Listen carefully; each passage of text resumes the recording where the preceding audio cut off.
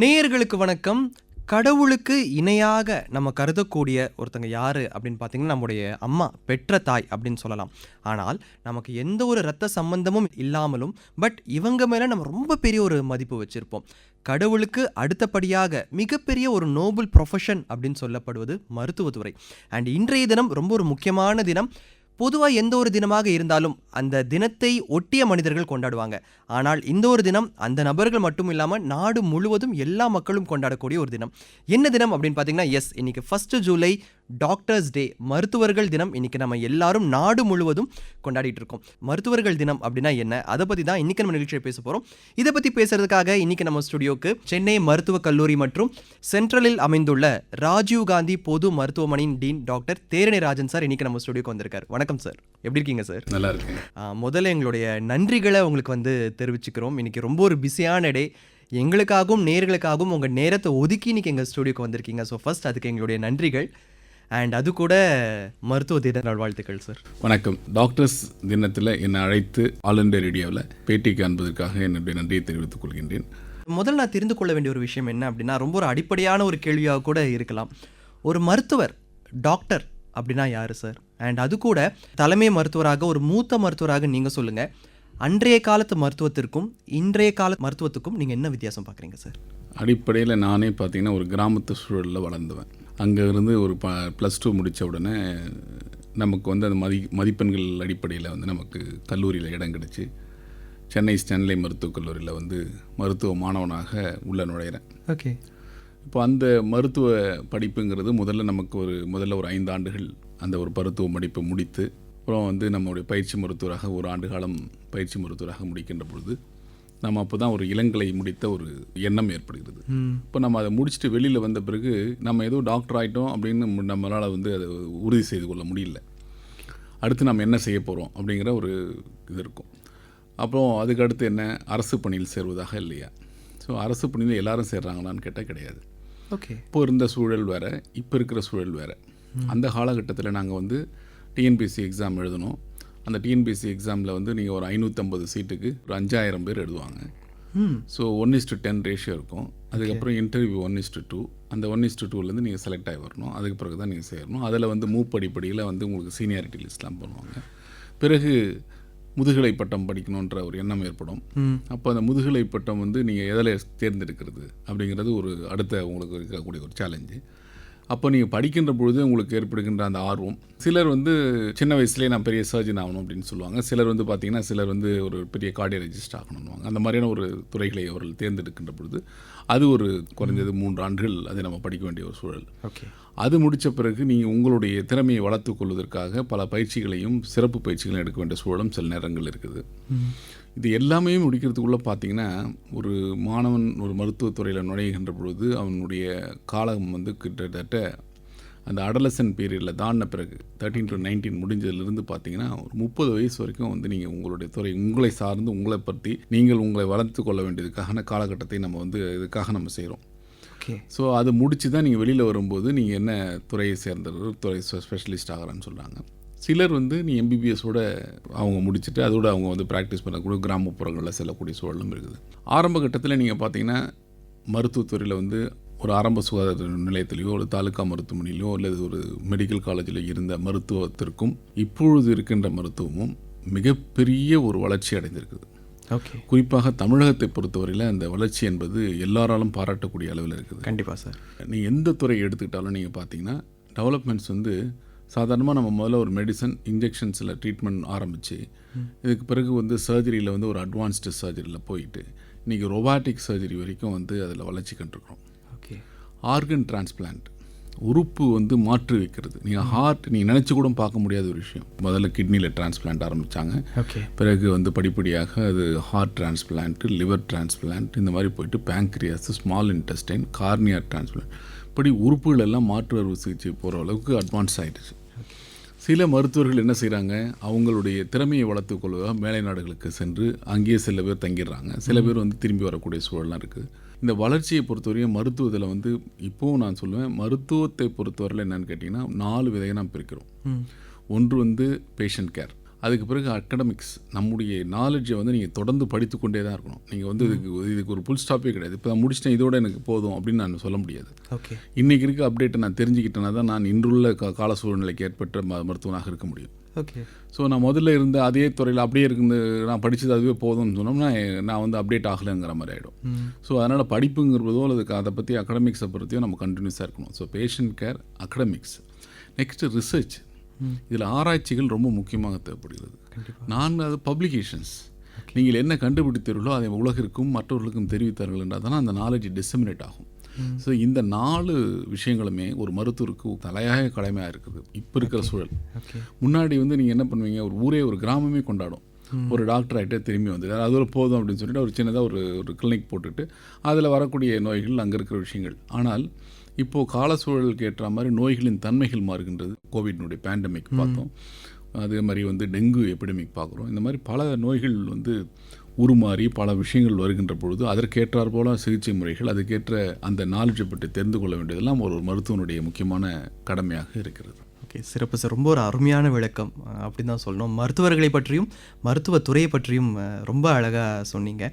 And நீங்கள் ஒரு வார்த்தை சொன்னீங்க, டெக்னாலஜி இப்போ வந்து நிறைய மருத்துவத்திற்குள்ளே வந்திருக்கு அப்படின்னு. ஸோ கடந்த ஒரு 10-20 வருடமாகவே நிறைய இந்த டெக்னாலஜி, இப்போ இந்த ஏஐ, ஆர்டிஃபிஷியல் இன்டெலிஜென்ஸ் போன்ற வார்த்தைகள்லாம் சொல்கிறாங்க இல்லையா? ஸோ இந்த ஒரு மாற்றம் எப்படி நடந்தது? ஒரு மருத்துவரை நீங்கள் இதை எப்படி பார்க்குறீங்க?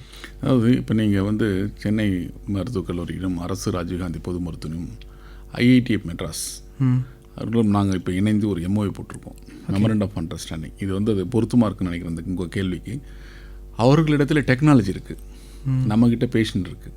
இதை நாம் வந்து அந்த டெக்னாலஜியை பயன்படுத்தி எவ்வாறு வந்து பேஷண்ட்ஸுக்கு அந்த சிகிச்சை முறையிலையோ டயக்னாஸ்டிக் டூல்லையோ இல்லை இது வந்து ஃபாலோ அப்லேயோ இல்லை எப்படி நம்ம கொண்டு போகலாம் அப்படிங்கிறத வந்து நம்ம வந்து கொண்டு போகிறதுக்கான முயற்சிகளை இப்போ நம்ம எடுத்துருக்குறோம்.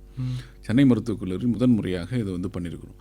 நீங்கள் ஒன்றும் இல்லை, ஒரு ஸ்பைனல் கார்டில் ஸ்கோலியோசிஸ் இருக்குது. ஸ்கோலியோசிஸ் வந்து முதுகுத்தண்டு வளைந்தது, ஓகே, ஹைஃபோஸ்கோலியோசிஸ். ஸோ இந்த விஷயங்களை வந்து இப்போ ஆர்த்தோ என்ன பண்ணுறாங்கன்னா ஒரு 3D ஸ்கேனரில் இவர் பேஷண்ட்டோடைய ஸ்கேனர் கொடுத்து டெக்னாலஜியில் கொடுத்த பிறகு அது வந்து நேராக இருந்தால் எந்த விதத்தில் இருக்கும் அந்த 3D ஆங்கிளில் வந்து பிக்சர்ஸ் கொடுக்குறாங்க.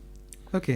ஸோ அதை பேஸ் பண்ணி ஆர்டிஃபிஷியலாக வந்து நீங்கள் வந்து பிஓபி அந்த பிளாஸ்டர் பாரிஸில் வச்சு ரெடி பண்ணி ஸோ இந்த கர்வேச்சர் எப்படி நம்ம ரெக்டிஃபை பண்ணிவிட்டு அதுக்கு வந்து நம்ம ஸ்க்ரூவிங் அண்ட் அதெல்லாம் நெட்டு எப்படி பண்ணோம்னா இந்த சர்ஜரி வந்து பர்ஃபெக்டாக வருங்கிறத வந்து முதல்ல ஒரு ஆர்டிஃபிஷியல் நீங்கள் சொன்ன விஷயத்துக்காக சொல்கிறேன்.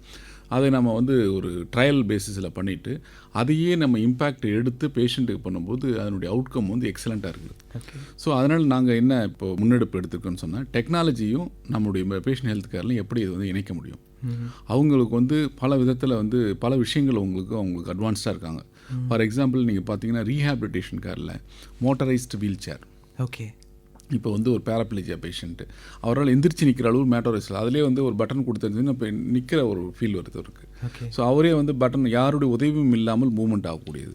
ஸோ இந்த மாதிரி நம்ம டெக்னாலஜியும் நம்முடைய ஹெல்த் கேரையும் நம்ம வந்து இணைக்கின்ற பொழுது அதனுடைய அவுட்கம் அளவே இல்லாத அளவுக்கு வளர்ச்சி இருக்கிறது நம்மளுக்கு கண் முன்னாடி நன்றாக தெரிகிறது. ஸோ அந்த வகையில் வந்து டெக்னாலஜி கட்டாயம் இந்த நேரத்தில் தேவை. ஆர்டிஃபிஷியல் இன்டெலிஜென்ஸ் வந்து ரொம்ப ரொம்ப முக்கியமான விஷயங்களுக்கு வந்து அது பயனுள்ளதாக இருக்கிறது. மருத்துவ மாணவர்களுக்கு பயிற்சி கொடுப்பதற்கு இந்த ஆர்டிஃபிஷியல் இன்டெலிஜென்ஸ் ரொம்ப யூஸ்ஃபுல்லாக இருக்குது. நீங்கள் ஒரு சாதாரணமாக எடுத்துட்டிங்கன்னா ஒரு பிஎல்எஸ்ன்னு சொல்லுவோம், பேசிக் லைஃப் சப்போர்ட். அதே மாதிரி ஏஎல்எஸ்ன்னு அட்வான்ஸ் லைஃப் சப்போர்ட், என்எல்எஸ்ன்னு சொல்லுவோம், நியோனட்டல் ரெசிஸ்ட்ரேஷன், நியோனட்டல் லைஃப் சப்போர்ட். இந்த விஷயங்களை எல்லாம் பயிற்சி அளிப்பதற்கு நம்ம மேனிக்கோனை வச்சு நம்ம சொல்லிக் கொடுக்குறோம் மாணவர்களுக்கு. ஸோ இப்போ இந்த ஆர்டிஃபிஷியல் இன்டெலிஜென்ஸ் அட்வான்ஸில் நீங்கள் பைன்லேருந்து எப்படி வந்து நீங்கள் கத்தீட்ரல் போடுறதுலேருந்து மொத்த எல்லா விஷயங்களையுமே கொண்டு வருது. அதே மாதிரி என்எம்சி நேஷனல் தேசிய ஆணையமும் என்ன சொல்லுதுன்னா அந்த ஆர்டிஃபிஷியல் இன்டெலிஜென்ஸில் இந்த மாதிரியான மேனிக்கோன்ஸ்லாம் வச்சு சொல்லிக் கொடுக்கணுங்கிறது மேண்டேட்டே கொண்டு வராங்க. அதே மாதிரி தேசிய அளவில் வந்து மருத்துவ கல்வி முறை வந்து யூனிஃபார்மிட்டி கொண்டு வராங்க. இப்போ நான் இங்கே ட்ரெயின் ஆகிறது வேற ஒரு மாதிரி இல்லாமல் இன்னொரு இடத்துல எல்லாருமே இதே மாதிரி தான் கொண்டு போகணும். ஆட்காம் மாடலில் நீங்கள் கொண்டு போகணும். அதே மாதிரி ஒரு மருத்துவருக்கு வந்து என்னெல்லாம் தெரிந்திருக்க வேண்டும், அவர் சொல்லிக் கொடுக்கறதுக்கு முன்னாடி அவர் எந்த மாதிரி ட்ரெயின் ஆகியிருக்காரு, ஓகே, அப்படிங்கிறதெல்லாம் வந்து ரொம்ப இப்போ தெளிவான ஒரு கண்ணோட்டத்துடன் போகிறாங்க. அதனால் வளர்ச்சி என்பது அபரீதமாக இருக்கிறது. நாம் படித்ததுக்கும் இப்போ இருக்கிற கரண்ட்டில் இருக்கக்கூடிய மாணவர்கள் படிக்கின்றதுக்கும் ரொம்ப அபரீதமான ஒரு வளர்ச்சி என்னால் பார்க்க முடிகிறது. அதே மாதிரி அட்வான்ஸ்டு டெக்னாலஜி அண்ட் இதெல்லாம் வந்து பேஷண்ட்களுடைய அவுட்கமில் வந்து மிகப்பெரிய ஒரு தாக்கத்தை ஏற்படுத்தி அது மிகப்பெரிய அளவில் வந்து மார்பிடிட்டி மார்ட்டாலிட்டி குறைகிறது. அதே மாதிரி ப்ரெக்னென்சி அண்ட் சைல்டு பர்த்தில் பார்த்தீங்கன்னா நமக்கு இருக்கிற அந்த எண்ணிக்கை வந்து மிகப்பெரிய அளவில் குறைஞ்சிருக்கு. 1,47,000 என்ற எண்ணிக்கைக்கு நம்ம குறைஞ்சிருக்கிறோம். இது எல்லாமே பாசிபிலிட்டி என்னன்னு காரணம்னா அட்வான்ஸ்டு டெக்னாலஜிஸை பயன்படுத்தியும் இப்போ கிடைக்கிற அந்த ஒரு ஃபெசிலிட்டிஸும் வந்து நமக்கு மக்களுக்கு வந்து ரீச் ஆகிற அளவுக்கு மருத்துவத்துறை வளர்ச்சி அடைந்திருக்கு தான் சொல்ல முடியும். சிறப்பு சார். இதை கேட்குறதுக்கே ரொம்ப சந்தோஷமாக இருக்குது அப்படின்னு தான் சொல்லணும். ஒரு லேமனாக ஒரு சாதாரண மனிதனை இதை கேட்கும்போது வந்து மருத்துவத்துறையில் இவ்வளோ வளர்ச்சிகள் வந்திருக்கு அப்படின்னு பார்க்கும்போது அதனால் வந்து at the end of the day பயனடைய போகிறது மக்கள் தான். ஸோ மருத்துவத்துறையில் வந்து டெக்னாலஜியோட சேர்ந்து இவ்வளோ வளர்ச்சியை நோக்கி போயிட்டுருக்கு அப்படின்னு கேட்கும்போது கேட்குறதுக்கே ரொம்ப சந்தோஷமாக இருக்குது. அதுக்கும் எங்களுடைய நன்றிகளை நாங்கள் வந்து தெரிவிச்சுக்கிறோம். இன்றைக்கி வந்து மருத்துவர்கள் தினம் வந்து கொண்டாடப்படுது. ஏன் சார் ஜூலை 1ஆம் தேதி அது வந்து கொண்டாடப்படுது? அதாவது டாக்டர் பிசி ராய், பிதான் சந்திர ராய், அவர் வந்து ஒரு ஃபிசிஷியன். அவரை பற்றி உங்களுக்கு தெரியும், அவர் டாக்டர். ஓகே. அவர் கல்கட்டாவை சேர்ந்தவர். அவருடைய பிறந்த தினமும் இறந்த தினமும் ஜூலை 1. ஓகே. இந்த தினத்தை வந்து IMA இந்தியன் மெடிக்கல் அசோசியேஷன் வந்து அரசாங்கத்திடம் தெரிவிக்கிறது. அவரை வந்து நம்ம சிறப்பிக்கின்ற வகையிலும் மருத்துவர்களை சிறப்பிக்கின்ற வகையிலும் இந்த தினத்தை அனுசரிக்க வேண்டும் என்பதை அவர்கள் சப்மிட் பண்ண உடனே அரசாங்கம் அதை உள்வாங்கி இதை தேசிய மருத்துவர்கள் தினமாக அறிவிக்கப்பட்டது. இந்த தேசிய மருத்துவ தினம் அறிவிக்கப்பட்டதுக்கு முக்கியமான காரணம் என்னென்னால் அவர் வந்து மருத்துவராக ஃபிசிஷியனாக மட்டும் இல்லாமல் லண்டன் சென்று அவர் 1882 பிறந்து 1962 இறந்து போகிறார். அவர் வந்து இந்தியாவினுடைய மிகப்பெரிய விருதுகளை எல்லாம் பெற்றிருக்கிறார். பாரத ரத்னா அவார்டு வாங்கியிருக்காரு. பிசி ராய் அவார்டே அவர் பெயரில் தான் அறிவிக்கப்பட்டிருக்கிறது. அவர் வந்து 14 ஆண்டுகள் வெஸ்ட் பெங்காலில் முதலமைச்சராக இருந்திருக்கார். முதல்ல வந்து அவர் வந்து ஃபிசிஷியன் மற்றும் பப்ளிக் ஹெல்த்தை வந்து லண்டனில் வந்து பல்கலைக்கழகங்களில் வந்து அவர் 30 முறை மேலே அவர் வந்து விண்ணப்பித்து அவருக்கு கிடைக்காமல் கடைசியில் அவருக்கு வந்து அங்கே போய் முடிச்சுட்டு வரார் திரும்பி. அப்படிப்பட்ட ஒரு பெரிய மருத்துவர். அவருடைய சேவையும் அவர் சமுதாயத்துக்கு ஆற்றியதும் அங்கீகரிக்க வேண்டும் என்ற எண்ணத்தில் தான் வந்து மருத்துவ தினமாக இன்றைய தினம் அனுசரிக்கப்படுகிறது. நீங்கள் ஒரு ஸ்டேட் லெவலில் பார்த்தீங்கன்னா மருத்துவக் கல்வி இயக்குநரகம் மற்றும் தமிழக அரசு வந்து அந்த தினத்தில் அந்த மருத்துவர்களை அங்கீகரித்து அவர்களுக்கு வந்து சிறப்பு செய்தல் அல்லது அவர்களுக்கு அவார்டு கொடுத்து அவர்களை கௌரவிப்பதல், அவர்களை நினைவு கூறுதல், இந்த மாதிரி பல விஷயங்களை முன்னெடுக்கிறார்கள். சில நேரங்களில் நீங்கள் பார்த்தீங்கன்னா எனக்கு தெரிஞ்சு நம்ம மருத்துவமனையில் திடீர்னு ஒரு நாள் பார்த்தா ஒரு பெரிய நோட்டீஸ் போர்டு வச்சுருந்தது. அதில் வரவங்க எல்லாரும் கையெழுத்து போட்டிருந்தாங்க, விஷ் பண்ணி ஹாப்பி டாக்டர்ஸ் டே. ஓகே. ஸோ அது வரக்கூடிய நோயாளிகள் அந்த ஒரு என்ட்ரன்ஸில் எனக்கே தெரியாது. நான் போன ஒரு இடத்துல பார்க்குறேன், டவர் பிளாக் 3ல் ஒரு 15,000 ஓபி பேஷண்ட்ஸ் வரவங்க. அதில் வந்து அவங்க மனசில் இருக்கிறது தான் அது வெளியில் வருது. கண்டிப்பாக வாழ்த்துக்கள், மருத்துவ தினத்துக்கு வாழ்த்துக்கள், அது மாதிரி நிறைய வாசகங்கள்லாம் அதில் இடம்பெற்றிருந்தது. அது வந்து மிகப்பெரிய ஒரு புத்துணர்ச்சியும் ஒரு மிகப்பெரிய ஒரு மகிழ்ச்சியும் மருத்துவர்களிடையே ஏற்படுத்துகிறது. அந்த வகையில் வந்து இந்த டே வந்து நம்ம எல்லாருமே அனுசரிக்கும் போது மருத்துவர்களை வாங்குகிறார்கள் என்பது நமக்கு மருத்துவத்துறைக்கு கிடைத்த ஒரு மிகப்பெரிய பெருமையாகத்தான் கருதுகிறேன். கண்டிப்பாக சார். ஸோ இப்போது பொதுவாக மருத்துவமனைகள் அப்படின்னாலே ஒரு சீரியஸான இடம் அப்படின்னு தான் சொல்லணும். ஸோ பேஷண்ட்ஸ், அதாவது உயிரோடு வேலை செய்யக்கூடிய ஒரு இடம். அந்த மாதிரி இடத்துல நம்முடைய சென்னை ராஜீவ்காந்தி அரசு மருத்துவமனையில் இந்த டாக்டர்ஸ் டே எப்படி வந்து செலிப்ரேட் செய்யப்படுது? நாங்கள் வந்து இப்போ மருத்துவக் கல்வி இயக்குநரகத்தின் கீழே வரதுனால கிட்டத்தட்ட 36 மருத்துவக் கல்லூரிகள் மருத்துவக் கல்வி இயக்குநரகத்தின் கீழே வருது. அரசாங்க மருத்துவக் கல்லூரிகள் மட்டுமே 36 மருத்துவக் கல்லூரிகள் தமிழகத்தில் இருக்குது. ஓகே. இப்போ நாங்கள் தனிப்பட்ட முறையில் நாங்கள் கொண்டாடுவது காட்டிலும் மருத்துவக் கல்வி இயக்குநரகம் வந்து அதையெல்லாம் ஒருங்கிணைத்து எங்களுடைய மக்கள் நல்வாழ்வுத்துறை அமைச்சரின் தலைமையில் ஜூலை 1ஆம் தேதி யூனிவர்சிட்டி அரங்கத்தில் வந்து ஒரு நிகழ்ச்சி ஏற்பாடு செய்திருக்கின்றார்கள். அங்கு வந்து சில மருத்துவர்களை கௌரவிக்க இருக்கின்றார்கள். அது மட்டும் இல்லாமல் நான் சொன்ன மாதிரி அன்றைக்கி ஜூலை 1 அன்றைக்கி எங்கள் மருத்துவமனைக்குள்ள ஒரு சின்ன கேக் கட்டிங் மருத்துவர்களை அழைத்து ஒரு சின்ன ஒரு விழாவினை ஏற்படுத்தியிருக்கின்றோம். Okay sir. பொதுவாக ஒரு மருத்துவர் அப்படின்னு எடுத்துக்கொண்டால் அவர்களுடைய ரோல்ஸ் அண்ட் ரெஸ்பான்சிபிலிட்டிஸ், அவங்களுடைய பொறுப்புகள் அப்படின்னா என்ன சொல்லுவீங்க சார்? நான் வந்து யுனைடெட் கிங்டமில் வந்து நான் பயிற்சியில் இருந்தபோது நான் தெரிந்து கொண்ட முக்கியமான விஷயம் என்னென்னா, மருத்துவத்துறையில் நம்ம இணைந்து பணியாற்றுவதற்கு வந்து நம்மளை வந்து கடவுள் நம்மளை செலக்ட் பண்ணியிருக்காரு அப்படிங்கிறது தான் என்னுடைய ஆழ்ந்த கருத்து. Okay. Not every one will get an opportunity to serve as a doctor. So அதை நம்ம செலக்ட் பண்ணி கொடுக்குறாரு. அதில் நம்ம வந்து ஆணவத்தையோ கர்வத்தையோ நம்ம தலையில் ஏற்றிக்கூடாது. நாம் வந்து அதில் வந்து நம்ம சர்வ் பண்ணக்கு நமக்கு கிடைச்ச ஒரு ஆப்பர்ச்சுனிட்டி. சிலரை வந்து நர்ஸை செலக்ட் பண்ணாங்க, ஒரு சிலர் வந்து பேராமெடிக்கல் ஸ்டாஃபாக இருக்காங்க, சிலர் வந்து டிரைவராக இருக்காங்க, சிலர் இந்த மாதிரி ஒரு ப்ரொஃபஷனை செலக்ட் பண்ணும்போது நமக்கு இது கிடைச்ச ஒரு ஆப்பர்ச்சுனிட்டி. அதை தவறாக எந்த விதத்திலும் பயன்படுத்தக்கூடாது. அதே நேரத்தில் இந்த மருத்துவ சேவை எவ்வாறு நோயாளிகளுக்கு அந்த பயனுள்ளதாக பயன்படுத்த வேண்டும், நம்ம கற்ற அறிவு, அந்த கற்ற அறிவை செயல்பாட்டுக்கு நம்ம எப்படி கொண்டு போகிறோம், அந்த செயல்பாட்டுக்கு கொண்டு போயிட்டு அதனால் அவுட்கம் என்ன மாதிரி வருது. நான் தான் சொல்லுவேன், பீடியாட்ரிக்ஸை பொறுத்த வரைக்கும், குழந்தைகளை பொறுத்த வரைக்கும் அந்த ஒரு கோல்டன் மினிட்ஸ், நியூபார்ன் அந்த செகண்ட்ஸ். ஓகே. ஒரு 20 செகண்ட் துளிகள் நீங்கள் விட்டுட்டிங்கன்னா குழந்தை வந்து ஆக்ஸ்பெக்சேட்டட் ஆகிடும். ஓகே. அதுவே வந்து நீங்கள் ஒரு 1 மந்த்துக்கு தாண்டிடுச்சுன்னா அது மினிட்ஸ் ஆகுது. அதுவே டாட்லர் பீரியடாக இருந்தால் ஹவர்ஸ். அந்த கோல்டன் ஹவர்ஸை நம்ம மிஸ் பண்ணிவிட்டோம், will be losing the child. So மருத்துவராக இருக்கின்ற பொழுது உங்களுடைய கடமை என்பது நீங்கள் கற்ற அறிவை சரியான முறையில் சரியான விதத்திலே நம்ம அதை பயன்படுத்தணும். அதை எங்கே தேவையோ அந்த நேரத்தில் வந்து அதை நம்ம மக்களுக்கு பயன்படுகிற வகையில் அந்த மருத்துவ சேவையை நம்ம ஆற்ற வேண்டும் என்பது என்னுடைய முக்கியமான ஒரு கருத்து. நான் மீண்டும் சொல்வது என்னென்னா, அந்த நாலேஜை வந்து நம்ம எப்பவுமே அப்டேட் பண்ணிக்கணும். எந்த விதத்திலும் நம்ம வந்து அதை விட்டுடக்கூடாது. நாலேஜ் அப்டேட் பண்ணிவிட்டு யார்கிட்ட நம்ம கற்றுக்கிறது நம்ம வந்து தவறாகவே எடுத்துக்கூடாது. நீங்கள் ஃபார் எக்ஸாம்பிள் தேட்டருக்குள்ளே போனீங்கன்னா இந்த நர்ஸ் ஒர்க்கிங் இந்த தேட்டர் வந்து மோர் ஸ்கில்ஃபுல், மோர் நாலேஜபிளாக இருப்போம். நமக்கு முன்னாடி நம்ம தியரட்டிக்கல் நாலேஜோடு இருப்போம், ப்ராக்டிக்கல் நாலேஜில் ரொம்ப அதிகமாக இருப்பாங்க. ஸோ அவங்ககிட்ட சில விஷயங்களை கற்றுக்கிறதுல ஒன்றும் தப்பு கிடையாது. நான் என்ன சொல்லுவேன், எல்லார்கிட்டையுமே கற்றுங்க. பிஓபி போடுறது பார்ப்போம், பிளாஸ்டர் ஆஃப் பாரிஸ், ஆர்த்தோபெடிஷனில் போட்டு அந்த டெக்னீஷியன் போடுற அந்த வேகமும் அவன் போடுகின்ற அந்த விதமும் வந்து ரொம்ப கம்ஃபர்டபுளாக இருக்கும். ஓகே. அதுதான் நான் சொல்லுவேன், பயிற்சி மருத்துவராக இருக்கின்ற பொழுது ஒவ்வொரு விஷயத்தையும் கற்றுக்கணுங்க. அங்கே வந்து நம்ம எந்த விதத்தில் நமக்கு வந்து ஈகோ பார்க்கக்கூடாது. ஸோ அதுக்கு பிறகு அந்த சேவையை வந்து நம்ம எப்படி கொண்டு போய் சேர்க்குறோம் பேஷண்ட்டுக்குங்கிறது தான் ரொம்ப முக்கியமான ஒரு விஷயம். ரொம்ப இம்பார்ட்டண்ட் வந்து எத்திக்ஸை வந்து எந்த காலகட்டத்திலும் நம்ம வந்து மீறக்கூடாது. அதாவது நம்ம முடிக்கின்ற பொழுதே நம்ம வந்து ஒரு உறுதிமொழி எடுத்துக்கிட்டு தான் வரோம். ஓகே. நம்முடைய அது பேஷண்ட்டுடைய கான்ஃபிடென்ஸை நம்ம மெயின்டைன் பண்ணுவோம். எந்த காரணத்தை கொண்டும் தன்னிடம் வருகின்ற தகவல்களை இன்னொருத்தனை பகிர்ந்து கொள்ளக்கூடாது. இரண்டாவது விஷயம் வந்து நான் சொன்ன மாதிரி தேவை. இப்போ ஒரு ஃபார் எக்ஸாம்பிள் ஒரு ஆன்டிபயோட்டிக் கொடுக்குறோன்னா அது கட்டாயம் இண்டிகேஷனாக இருந்தால் கொடுக்கணும், இல்லைன்னா கொடுக்கக்கூடாது. ஸோ அன்எத்திக்கல் ப்ராக்டிஸை அவாய்ட் பண்ணணும். அதே நேரத்தில் வந்து கவுன்சிலிங் ரொம்ப இம்பார்ட்டன்ட். ஒருவருக்கு வந்து ஒரு நோயாளிகள் இருந்தால் அவரிடத்துல எவ்வாறு நம்ம எடுத்து சொல்வது, எவ்வாறு மருத்துவர் வந்து கவுன்சிலிங்கும் கட்டாயம் கொடுக்கணும். It's mandatory. நீங்கள் வந்து அவரிடத்துல நீங்கள் எத்தனை நாள் மருந்து சாப்பிடணும், எதற்காக நீங்கள் கொடுத்துருக்கீங்க, இதனால் என்ன பயன் இருக்கிறது, இதில் சைடு எஃபெக்ட் வந்தால் யாரை நீங்கள் கண்டணும், என்ன டேஞ்சர் சைன்ஸ், இது எல்லா கருத்துக்களையும் நீங்கள் சொல்லுகின்ற பொழுது தான் ஒரு முழுமையான மருத்துவராக இருக்கின்றீங்க.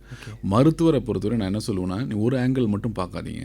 ஒரு பேஷண்ட் வராருன்னா இப்போ அவர் வந்து அவரை சுற்றி இருக்கிறதும் அது தாக்கம் இருக்கும். ஃபார் எக்ஸாம்பிள் இப்போ ஜீரியாட்ரிக் வார்டு தேசிய முதியோர் மருத்துவமனை பார்த்தீங்கன்னா ஒரு மகனோ ஒரு மகளோ அது வந்து அவன் தாங்கிட்டு இருப்பாங்க அப்பா அம்மாவை. அதுக்கு ஏற்படுகின்ற பிரச்சனை வந்து அவர்களுக்கும் தெரியும். டியூட்டிக்கு லீவ் போட வேண்டியது இருக்கும், அவங்க அதை பார்க்க வேண்டியது இருக்கும், ஃபைனான்ஷியல் ஸ்ட்ரெயின் இருக்கும். ஸோ மொத்தத்தில் நீங்கள் எல்லாத்தையும் கருத்தில் கொண்டு தான் அந்த பேஷண்ட்டை பார்க்கின்ற பொழுதோ அல்லது ஒரு சிகிச்சை அளிக்கின்ற பொழுதோ கட்டாயம் கொடுக்கணும்.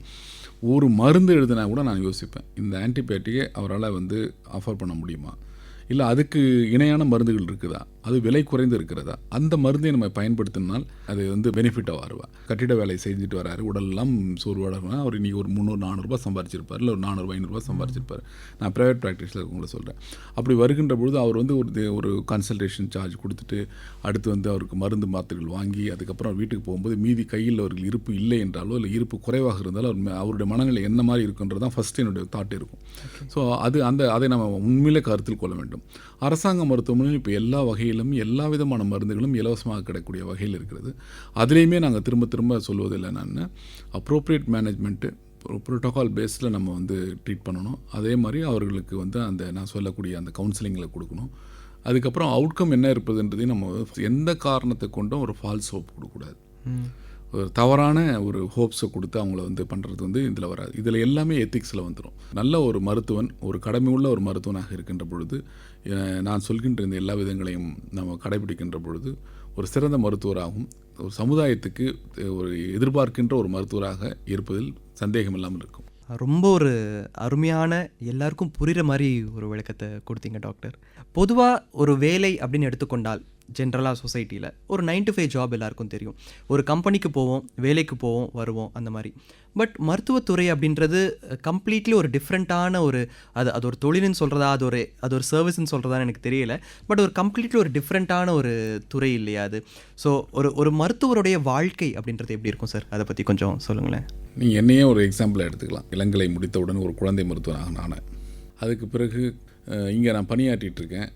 நமக்கு வந்து ஒரு பொருளாதார சூழ்நிலையை உயர்த்தி கொள்ள வேண்டும் என்கின்ற எண்ணம் எல்லாருக்குமே ஏற்படும். கண்டிப்பாக. அப்போது நம்ம மேலை நாடுகளை நம்ம இங்கே கிடைக்கின்ற சேலரியை காட்டில் அங்கே அதிகமாக இருக்குது, அங்கே போகலாமே அப்படின்னு ஒரு எண்ணம் ஏற்படும். அதே மாதிரி தான் நம்ம மேலை நாடுகளுக்கு செல்லும் பொழுது அங்கு காசுலாம் பார்ப்போம், எல்லாமே இருக்கும். ஆனால் நம்முடைய குடும்பத்தை நம்ம பிரிஞ்சிருப்போம். அது பிரிஞ்சிருக்கிறது மட்டும் இல்லை, எமர்ஜென்சி சுச்சுவேஷனில் நம்ம அங்கேருந்து திரும்பி இங்கே வர்றது, இந்த மாதிரியான சூழ்நிலைகள் எல்லாம் ஃபேஸ் பண்ணும்போது நமக்கு இந்தியாவே நமக்கு தாய்நாடே போதும் அப்படிங்கிறது. இதெல்லாம் நான் சொல்கிறது எப்படின்னு கேட்டிங்கன்னா எல்லாம் ஒரு 10, 15, 20 வருஷத்துக்கு முன்னாடியான சூழ்நிலை. இப்போ தமிழ்நாட்டிலையும் இந்தியாவிலும் இல்லாத ஒரு வளர்ச்சியே கிடையாது. நீங்கள் வந்து உங்களுக்கு என்ன தேவையோ இங்கே வந்து நீங்கள் அதை பண்ணிக்கலாம். அந்த சூழல் வந்து இப்போ முழுமையாக நிலவுகிறதுன்றதை நான் ரொம்ப ஆணித்தரமாக பதிவு பண்ண விரும்புகிறேன். அந்தளவு வளர்ச்சியும் நாம் அடைந்திருக்கிறோம்.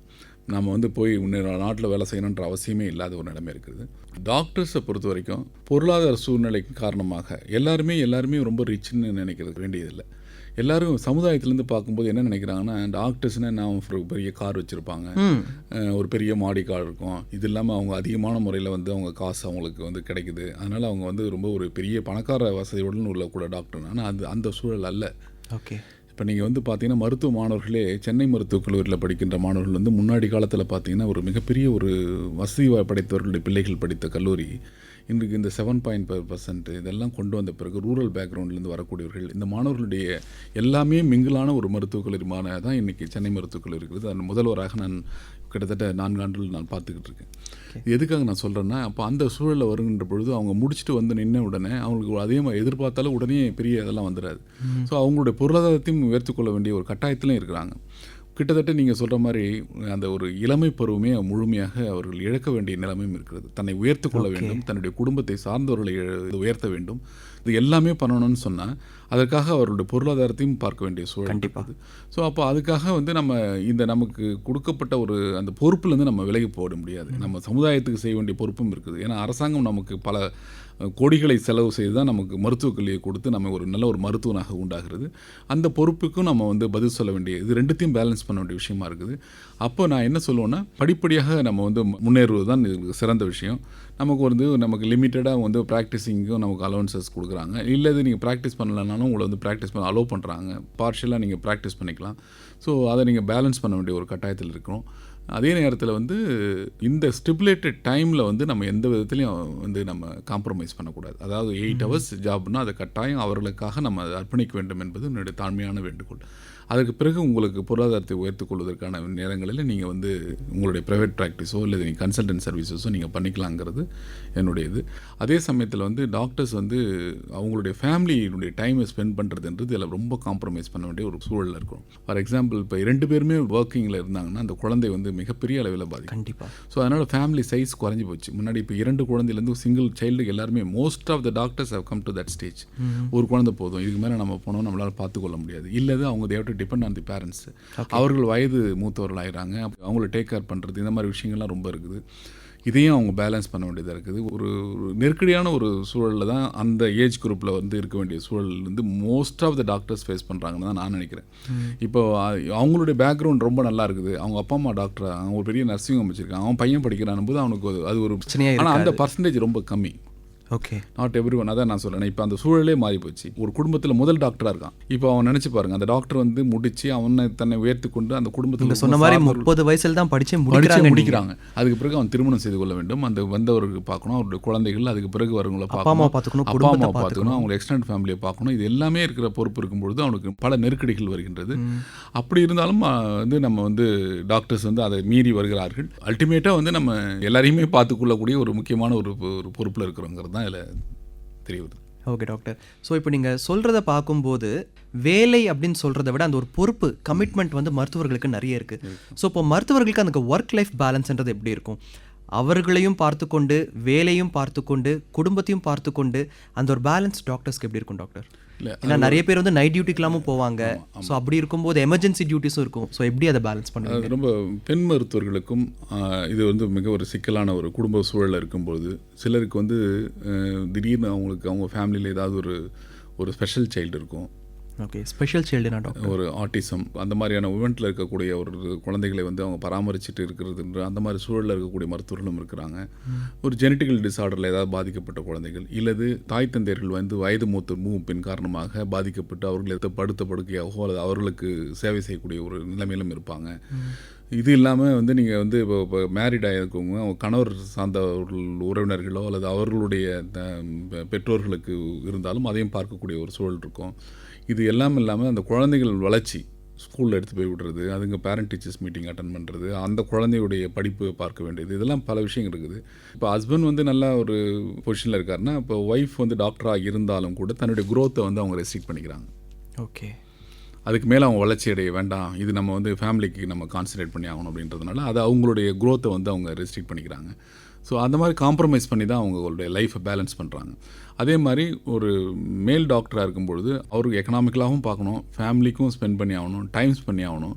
இதனால் பல விஷயங்கள் இருக்குது. அவங்களுக்கான ப்ரைவேட் டைமை வந்து அவரால் ஒதுக்க முடியல. ஸோ இங்கே பொறுத்தவரையில் நமக்கு அதான் சொல்லுவாங்க. இன்றைக்கி கூட நான் வந்து பயிற்சி மருத்துவருடைய பெற்றோருடன் நான் ஒரு உரையாடினேன். நம்ம சென்னை மருத்துவக் கல்லூரி, சென்னை மருத்துவத்தில் 240 பயிற்சி மருத்துவருடைய தந்தைகளை பேரண்ட்ஸ் வர சொன்னேன். ஓகே. அப்போ அவர்களிடம் நான் உரையாடிய போது அவர்களிடத்தை நான் எடுத்து சொன்னது அவருடைய பொறுப்பு என்ன. ஒரு சின்ன ஒரு எக்ஸாம்பிள் சொன்னேன். நீங்கள் வந்து ஒரு கேஷுவாலிட்டியில் இருக்கீங்க, ஒரு அடல்ட் வராருன்னா அதில் வந்து 3 விதமான 4 விதமான ஒரே கேஸில் different type of personalities you will be able to see. ஒருத்தர் alcohol with minimal consumption, alcohol with moderate consumption, alcohol with inebriated state, alcohol encephalopathy, okay, alcohol with seizure disorder. இவ்வளோ பேஷண்ட்டும் எல்லாமே ப்ரைமரியாக பார்த்தீங்கன்னா ஆல்கஹாலிசம், பட் அது ரிலேட்டடாக நம்ம இந்த மாதிரியான சூழலில் வருகின்ற பொழுது நீங்கள் இதை எப்படி கையாளுவீங்க? இப்போ இவர் வந்து நார்மலாக நீங்கள் சொல்கிறதெல்லாம் கேட்டு போடுவார், ஃபஸ்ட்டு கேட்டகரி. தேர்ட் கேட்டகரி நீங்கள் சொல்கிறத கேட்க மாட்டார், அக்ரெசிவாக பிஹேவ் பண்ணுவார். ஃபோர்த் கேட்டகரியில் வரவர்களும் உங்களை வந்து அசால்ட் கூட பண்ணலாம். Okay. So you should be able to handle all the 3 types 4 types. அதுதான் இந்த பயிற்சின்றது. இதில் வந்து நீங்கள் எப்படி இதை வந்து எதிர்கொள்ள வேண்டும். இப்போ இந்த மாதிரியான ஒரு சூழல் வந்தால் நீங்கள் யாரை முதல்ல காண்டாக்ட் பண்ணணும், யாருடைய ஹெல்ப்பை நீங்கள் கூட வச்சுக்கணும், கூட வச்சுட்டு எப்படி ஹேண்டில் பண்ணுறது. So you cannot deny the treatment, at the same time you have to protect your self also. நீங்கள் அசால்ட் ஆன பிறகு என்ன அடிச்சிட்டாரு, என்ன வந்து இது பண்ணிட்டான்ற சொல்கிறத தவிர்க்கணும். அப்படிங்கிறத வந்து நான் எடுத்து இன்றைக்கி கிட்டத்தட்ட எல்லாருமே அவங்க ரொம்ப மகிழ்ச்சியுடன் அதை ஏற்றுக்கொண்டார்கள். அவர்கள் என்ன செய்யணும், அவருடைய கடமை என்ன, எவ்வாறு உடை உடுத்திக்கொள்ள வேண்டும், சொசைட்டி நம்ம எப்படி பார்க்குது. நீங்கள் சாதாரண மனிதர் என்று போனாலும் கூட உங்களை கடவுள் மாதிரி பார்க்குறாங்க. அவருடைய பார்வையில் வந்து நம்ம வந்து குற்றம் சொல்ல முடியாது. ஸோ அதற்கேற்ற பொறுப்போடு நம்ம நடந்து கொள்கிறோமா, எந்த மாதிரியான பொறுப்போடு நம்ம பொறுப்புணர்ச்சியோடு நினைக்கிறோம். நான் திரும்ப சொல்லுவேன், நம்ம எப்பவுமே வந்து ஹோலிஸ்டிக் அப்ரோச், காம்ப்ரஹென்சிவ் கேர். ஒருவர் வருகிறார் என்றால் அந்த ஒருவருக்கான சிகிச்சை முறை மட்டும் கொடுத்துட்டு இது ஒரு ட்ரீட்மெண்ட் கொடுத்துட்டு போகிறதுக்கு வந்து ஒத்துக்கொள்ள முடியாது. ஒரு சின்ன எக்ஸாம்பிள் மட்டும் நான் கோட் பண்ண விரும்புகிறேன். அது மேபி அது ஆப்டாக இருக்குமா என்னன்னு தெரியல. ஒரு ஸ்கூல் போகிற குழந்தை வந்து ஒரு SLE என்று சொல்லக்கூடிய சிஸ்டமிக் லூப்பஸ் எரித்மெட்டஸில் வேஸ்குலர் காம்ப்ளிகேஷனில் டோஸ்லாம் போயிடுது. ஓகே. டோஸ்லாம் போனோன்னே கேங்க்ரீன் ஆகணுன்னு ஒரு செமி கவர்மெண்ட் ஹாஸ்பிட்டலில் தேர் சஜஸ்டட் ஃபார் ஆம்புடேஷன். 2 காலம் எடுத்தாகணும், ஆங்கிள் நீ ஆம்புடேஷன் பண்ணால் தான், 2 காலம் எடுத்தால் தான் நீ போயிருப்போம். அந்த பொண்ணு வந்து ஒரு சோஷியல் மீடியாவில் ஒரு மெசேஜ் போடுது, ஒரு அட்ரஸ் டு ஒரு CM. இது மாதிரி வந்து என்னை வந்து நீ காப்பாற்றணும், இல்லைன்னா என்னை விட்டுருங்க, என்னை வந்து மெர்சி கில்லிங் கூட பண்ணிவிடுங்க, but I don't want to live without limbs அப்படின்னு சொல்லி. ஸோ அந்த பேஷண்ட் வரும்பொழுது அது உடனடியாக எங்களுடைய மக்கள் நல்வாழ்வுத்துறை அமைச்சர் அவர்கள் என்ன பண்ணார்னா, அந்த பேஷண்ட்டை வர வச்சு எங்கிட்ட கேட்டார், SLEன்றது நம்ம ட்ரீட் பண்ணிக்கலாம் அப்படின்னு சொல்லிட்டு. அதே மாதிரி அந்த டோஸ் மட்டும் தான், கிரேட் டோஸ் மட்டும் தான் போச்சு. ரிமைனிங்லாம் வந்து ப்ரிசர்வ் பண்ணி அதுக்கப்புறம் அதுக்கு ஒரு ஆர்டிஃபிஷியல் ஃபுட்டு வந்து ஜெர்மனிலேருந்து வர வச்சு கிட்டத்தட்ட லட்சக்கணக்கில் 3 லட்சம் ஆன அந்த ரெண்டு லிம்ஸும் போட்டு நான் இந்த child is going to school. Okay. இது நான் எதுக்கு நான் இந்த ஒரு எக்ஸாம்பிள் சொன்னேன், this is called to holistic complete care. அது மட்டும் அல்ல, அந்த பெற்றோர்கள் தங்குவதற்கான அறையை வந்து அவர் ஒதுக்கி கொடுத்தார். அப்புறம் அவங்களுக்கான அந்த ஒரு 1 மந்த் இருக்கக்கூடிய அந்த ஃபுட்டு அதெல்லாம் கொடுத்தாங்க. இப்போ அதாவது அப்போ நம்ம சோஷியல் பேக்ரவுண்டும் பார்க்க வேண்டியது இருக்குது. இவர்கள் சிகிச்சை அளித்து இப்போ நம்ம வந்து நான் ஒரு நாள் அட்மிஷன் போட்டு ரெஃபரன்ஸ் கொடுத்துட்டு அட்மிட் பண்ணிட்டு போயிட்டேன்னா அப்புறம் அடுத்த நாள் என்னால் இங்கே கண்டினியூ பண்ண முடியாது, வீட்டுக்கு போயிடுவான். ஸோ அவங்கள தங்க வைக்கிறதுலேருந்து மொத்தம் இது நான் எல்லாரும் மருத்துவர்களும் பண்ணணும்னு கிடையாது. இது ஒரு ஹோலிஸ்டிக் அப்ரோச். அந்த ஒரு அவங்களுடைய பார்வையில் வந்து ரொம்ப முக்கியமாக தெரியும் வந்து வருகின்றவர்கள் வந்து நமக்கு இவர்களுக்கு என்னெல்லாம் எதிர்பார்ப்பார்கள் என்பதையும் நாம் உள்வாங்கி அதற்கேற்ற ஒரு சிகிச்சை முறை. இன்னொரு சின்ன விஷயத்தை நான் உங்களோட பகிர்ந்து கொள்ள ஆசைப்படுகின்றேன். சென்னை மருத்துவக் கல்லூரியில் வந்து நான் மருத்துவ முதல்வராக வந்தபோது நான் வந்து அங்கொன்றும் இங்கொன்றுமாக நோயாளிகள்லாம் பார்த்திங்கன்னா வந்து அங்கங்கே படுத்துக்கிட்டு ஏதாவது ஒரு யாசகத்தை வந்து தொழிலாக கொண்டு அங்கே நிறைய பேர் ஒரு 60 பேர் இருந்தாங்க. அவர்களை எல்லாம் வந்து நான் என்ன பண்ணேன், என்ன இது இப்படி இருக்காங்க, இப்படி அவங்க பாட்டு டெய்லி வராங்க, அதில் வர கடை காசை எடுத்துகிட்டு அங்கே கீழே பக்கத்தில் இருக்கிற கேன்டீன் இதில் வந்து உணவு இருந்துக்கிட்டு அங்கேயே இருந்துக்கிட்டு அதே ஒரு இதுவாக இருக்காங்களே, இது வந்து ஒரு மிகப்பெரிய இதுவாக இருக்குன்னு சொல்லி இது உடனடியாக அவர்களை எல்லாம் அழைத்து ஒரு மீட்டிங் போட்டு ஒரு நர்சஸ் எல்லாம் கூப்பிட்டு யாராவது இது மாதிரி ஒரு வார்டை க்ரியேட் பண்ணால், ரீஹாபிலிட்டேஷன் வார்டை க்ரியேட் பண்ணால் நீங்கள் வந்து ஒர்க் பண்ணுறதுக்கு வில்லிங்கான்னு கேட்டபோது 2-3 செவிலியர்கள் முன் வந்தார்கள். அதாவது கல்யாணம் செஞ்சு கொள்ளாத ஒரு செவிலியர்கள் வந்து அவங்க ஸ்பின்ஸ்டர்ஸ், அவங்க 2 பேரும் வந்து நாங்கள் பார்த்துக்குறோம் சார். அவங்க கொடுத்த ஒரு ஊக்கத்தின் காரணமாக கிட்டத்தட்ட நான் ஒரு வார்டை ஒன்று ரீஹாபிலிட்டேஷன் வார்டுக்கு உருவாக்கி கிட்டத்தட்ட ஒரு 485 நோயாளிகள் 500க்கு தாண்டி இது வரைக்கும் நாங்கள் சிகிச்சை அளிச்சிருக்கோம். ஓகே. எல்லாமே அன்னோன் அன்கேர்ட் பேஷண்ட்ஸ். அவர்களுக்கு வந்து முழுமையான சிகிச்சை கொடுத்து, அவர்களுக்கு உணவு கொடுத்து, அவர்களுக்கு சைக்கலாஜிக்கல் சப்போர்ட் கொடுத்த பிறகு பலருக்கு அவர்கள் எங்கிருந்து வந்தார்கள், அவர்கள் குடும்ப உறுப்பினர்கள் யார் என்பது எல்லாம் அவர்கள் தெரிந்ததன் காரணமாக 60% ஆஃப் த பேஷண்ட்ஸ் உடைய ஃபேமிலியோட ரீயூனைட் ஆனாங்க. இப்போது இதில் பார்த்தீங்கன்னா இது என்னுடைய ஒரு ரோல் கிடையாது. காம்ப்ரஹென்சிவ் கேர், பேஷண்ட் கொடுத்த கேரு, சைக்காலஜிக்கல் சப்போர்ட்டு, ஒரு குட் ஃபுட்டு, ஒரு ஷெல்டர், பிறகு வந்து அதில் மெடிக்கல் எயில்மெண்ட்டுக்கு ட்ரீட்மெண்ட்டு, அப்ரோப்ரியேட் ட்ரீட்மெண்ட் கொடுத்து அவன் நல்லான உடனே அவர்களுடைய மனநிலை எவ்வளோ பாதிக்கும் கண் கூட பார்த்தேன் நான். இப்போ சமீபத்தில் ஒரு பையன் வந்து 19 வயசு பையன் வந்து உத்தரப்பிரதேசம் வந்துட்டான். அவன் அவங்களோட குடும்ப உறுப்பினர்கள்லாம் 20 நாள் கழித்து சொன்னான், இதுதான் என்னுடைய ஃபேமிலி அப்படின்னு சொல்லிட்டு திரும்பி ஒன்று. ஸோ இந்த ஆங்கிளில் வந்து ஒரு மருத்துவர் ஒரு கனிவும் ஒரு ஈகை குணமும் கொண்ட ஒரு மருத்துவத்துறையில் இருக்கக்கூடிய நம்ம நாலேஜை சமுதாயத்துக்கு பயன்படக்கூடிய முறையில் கொண்டு போகின்ற பொழுது நீங்கள் ஒரு முழுமையான மருத்துவராக அனைவராலும் போற்றக்கூடிய வகையில் சொல்லுகின்ற வார்த்தையான கடவுள் என்கிற வார்த்தைக்கு பொருத்தமானவரும் இருப்பார்கள் என்பதில் என்னுடைய கருத்து. சிறப்பு சார். மருத்துவம் அப்படின்னா என்ன, மருத்துவர் அப்படின்னா எப்படி இருக்கணும், அது எல்லாத்தையும் பற்றி ரொம்ப ஒரு மகிழ்ச்சி தாண்டி ஒரு நெகிழ்ச்சியான விளக்கம் கொடுத்தீங்க அப்படி தான் சொல்லணும். ஒரு மருத்துவராக நீங்கள் வந்து ஒரு குழந்தை மருத்துவர், எல்லாருக்குமே தெரியும். ஸோ உங்களுடைய பயணத்தில் இத்தனை வருட உங்களுடைய எக்ஸ்பீரியன்ஸில் மறக்கவே முடியாத தருணங்கள் அப்படின்னு இருக்கும் இல்லையா, ஸோ அந்த மாதிரினா நீங்கள் எதை சொல்லுவீங்க சார்? வெளி மாநிலங்கள்லேருந்து ஒர்க்குக்காக வராங்க, லேபர் ஒர்க்கர்ஸ்க்காக வராங்க. ஸோ அப்படி வருகின்ற பொழுது ஒரு சின்ன பையன், அவனுக்கு வந்து ட்ரெயின்லேயே வந்து அவனுக்கு ஒரு ஃபிட்ஸ் வந்துடுது. ஓகே. ஃபிட்ஸ் வந்து அன்கான்சியஸ் ஆகிடுறான். அவன் வந்து யுவர் ஹெட்டிங் டுவர்ட்ஸ் திருப்பத்தூர் போயிட்டுருக்கான். அப்படி அந்த பக்கத்துலேருந்து வந்துட்டுருக்கான், சவுத் சைட்லேருந்து வந்துட்டுருக்கான். அப்போ வாணியம்பாடிக்கிட்ட வரும்போது அவனை வெளியில் கொண்டு வந்துடுறாங்க. மொழி தெரியாது, பேசுவது எல்லாம் இந்தியில் பேசுகிறாங்க. அந்த மருத்துவம் வந்து மேல் சிகிச்சைக்காக வேலூர் அரசு மருத்துவக் கல்லூரியில் வராங்க. அங்கே நான் குழந்தை மருத்துவத்துறையில் வந்து ஹெட் ஆஃப் தி டிபார்ட்மெண்ட்டாக இருக்கேன். அப்படி அவன் வருகின்ற பொழுது அவனை வந்து நம்ம பரிசோதித்து அவனுக்கு வந்து முழுமையான ஒரு சிகிச்சை முறைகளை நம்ம ஸ்டார்ட் பண்ணோம். என்கெஃபலைட்டிஸாக இருக்கும் அப்படிங்கிற ஒரு மூளையினுடைய பாதிப்பு வைரஸ்னால இருக்கும்னு சொல்லி அந்த ஒரு அனுமானத்தின் பேரில் வந்து நம்ம கிட்டத்தட்ட ஒரு 20 நாளுக்கு மேலே அவன் வந்து சுயநினைவு இருந்தவனை வந்து முழுமையாக நான் காப்பாற்றி விட்டு அந்த பையன் வந்து எந்திரிச்சு நடக்கின்ற பொழுது அந்த தாய் வந்து பேசுகின்ற வார்த்தைகள் வந்து எனக்கு இந்தியில் புரியலைனாலும் கூட அந்த எமோஷனல் அவுட்பர்ஸ்டில் அந்த தாய் வந்து என்னுடைய காலில் திடீர்னு விழுந்துட்டாங்க. விழும்போது எனக்கு ஒன்று என்ன நம்ம பண்ணியிருக்கோம் அப்படின்னு, அதாவது இந்த குழந்தை உயிரோடு நம்ம திருப்பி எடுத்துகிட்டு போவோமா அப்படின்னு நினைக்கின்ற பொழுது அது திரும்பி அவர்கள்ட்ட கிடைச்ச ஒரு விஷயம். அதே மாதிரி ஒரு சின்ன பையன் வந்து விளையாடிட்டு இருக்கான், அவனுக்கு வந்து பாம்பு கடிச்சிருது. அந்த பாம்பு கடித்த உடனே அவன் சுயநினைவு இழக்கின்றான். அங்கே உடனடியாக அருகில் உள்ள ஒரு மருத்துவமனை, அரக்கோணத்தில் வந்து ஒரு மருத்துவமனையில் அவனுக்கு முதல் உதவி சிகிச்சை செலுத்தப்பட்டு அவன் வந்து மேல் சிகிச்சைக்காக வருகின்ற பொழுது அவனை ரிசீவ் பண்ணி அவனுக்கான ட்ரீட்மெண்ட்லாம் நம்ம கொடுக்குறோம். முழுமையாக ஒரு 7-8 நாளுக்கு பிறகு அவன் வந்து நினைவு ஆற்றல் திரும்புகிறது.